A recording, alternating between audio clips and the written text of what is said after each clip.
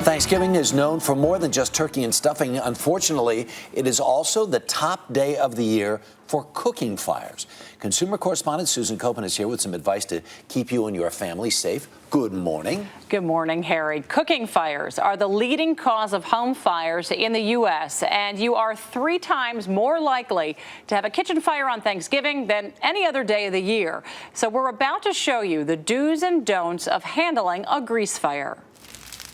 In just minutes, an entire house can go up in flames, and most of those fires start right here, the kitchen. Cooking fires cause more than 460 fire deaths each year and more than $700 million in property damage. And all it takes is a few minutes of not paying attention to the stove and what's going on in the kitchen to have a cooking fire start. Grease fires that get out of control are one of the main culprits. To see firsthand just how out of control they get, we went to the State Farm Building Technology Research Lab outside of Chicago. State Farm researcher John Donovan is an expert in grease fires. With firefighters standing by, he helped us set a pan on fire to show us what not to do when it comes to a kitchen fire. I don't think most people are prepared to deal with a cooking fire in their home. You might think water is the best defense, but not when it comes to a grease fire. Just watch what happens when John throws a small cup of water on the pan. The flames double in size almost instantly. Well, the worst thing you can do with a grease fire is put water on it. And here's what happens when John tries to smother the fire with a wet towel.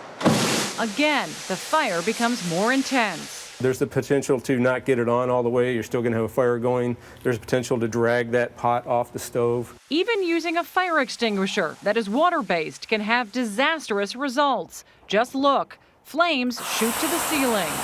What you need is a dry chemical fire extinguisher, specifically designed to deal with grease. Pull the trigger and empty the extinguisher onto the fire. You can see here how it puts out the flames in a matter of seconds. Here's something else you can do. If the flames are small enough, carefully put a lid on the pan and turn off the heat. And once that lid is on, don't remove it.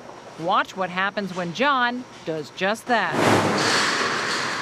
As long as that burner's on, it's going to continue to heat that oil, and eventually it's going to burn around whatever lid's on there. Very important to get it shut off. If a grease fire is left alone, even for a few minutes, your whole kitchen can go up in flames. We let this pan burn. Within 30 seconds, the flames had reached the vent. At 1 minute, the cabinets were on fire. 2 minutes, the stove and cabinets were fully engulfed, and flames were at the ceiling. At 3 minutes, firefighters knocked the fire down. 10 or 15 minutes, you could have a fully engulfed kitchen. Happens very quickly. And you should never try to carry a burning pan out of the house. And if you happen to have an oven fire, the best thing to do is turn off the heat and keep that oven door closed. And obviously, don't leave your food that's cooking unattended, and call 911 if you have a fire, Harry. Now, some people think, well, I'll just throw something on the fire. Water, of course, never, ever. But what about something like baking soda? Baking soda can put out a fire, but it's not recommended. Right. So firefighters, fire experts say don't try to do it because you have to be perfect. You have to put a lot on. So in an emergency, you need to move fast, and it's probably not the best idea. And the real answer is to have some of this sort of stuff right in your house, or right, in a place that's very easily accessible in your kitchen. Right. Have a fire extinguisher nearby. We have a few examples here. This is Tundra. The first one is $25 for a 2-pack. It's a very simple bottle. It almost looks like a hairspray bottle. Right. Very easy to use for anybody who's maybe a little unsure about how to use a normal fire extinguisher.